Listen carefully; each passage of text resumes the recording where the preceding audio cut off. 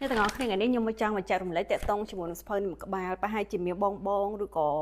និយាយទៅបងឬក៏អូនខ្លះគឺគាត់បានអានជាមួយនឹងសភៅនេះហើយសភៅនេះល្បីស្រាប់គាត់ថានៅពេលដែលឥឡូវខ្ញុំចាប់ដើមមកកាន់និយាយទៅខានអានប្រហែលជាខ្ទង់មកប្រហែលជា2ឆ្នាំអីដោយសាររវល់អញ្ចឹងណាតែមុនហ្នឹង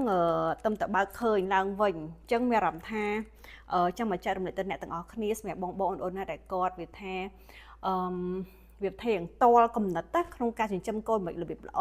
ឬក៏យើងថាជាធម្មតាអ្នកទាំងអស់គ្នាជួនកាលទៅយើងអាចចិញ្ចឹមកូនបានល្អឬមួយតែមួយទៀតបើសិនជាយើងមានចំណេះវិជ្ជាឬក៏ចំណេះដឹងផ្សេងទៀតដាក់ចូលផ្សំផ្គុំជាមួយនឹងអ្វីដែលយើងមានតែហត់ទៅល្អខ្លាំងមែនតែនអញ្ចឹងសម្រាប់បងអូនណាដែលគាត់ខ្វះ idea អីអត់ដឹងអីគឺគាត់អានសភៅនេះគឺខ្ញុំ recommend មែនតែនហ្មងអ្នកទាំងអស់គ្នាឥឡូវមើលតកូនខ្ញុំឥឡូវខ្ញុំឲ្យកូនខ្ញុំចូលមកដែរមកប៉ាប៉ាវអ្នកទាំងអស់គ្នានេះមកឥឡូវម៉ែគាត់ចូលសិនមកគាត់មកចូលមកយ៉ា